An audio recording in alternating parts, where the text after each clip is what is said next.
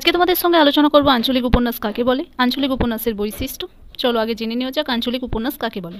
একটি বিশেষ অঞ্চলের ভূপ্রকৃতি, জলবায়ু, ভাষা বা জীবন সংগ্রাম বিষয়বস্তুর সঙ্গে যে উপন্যাসের অঙ্গাঙ্গিকভাবে সংযুক্ত হয়ে থাকে এবং কাহিনী বিস্তারেও অঞ্চল গুরুত্ব পায়, চরিত্র বিকাশেও আঞ্চলিকতার প্রাধান্য থাকে, তাকে আঞ্চলিক উপন্যাস বলে।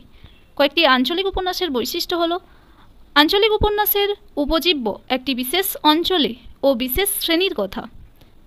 একটি বিশেষ অঞ্চলে জনগোষ্ঠীর মূল্যবোধ, লোকধর্ম, লোকবিশ্বাস এই উপন্যাসে রূপায়িত হয়। বিশেষ অঞ্চলের মানুষের ওপর অন্যদের শোষণ ও নির্যাতনের কথাও বিবৃত হয়ে থাকে।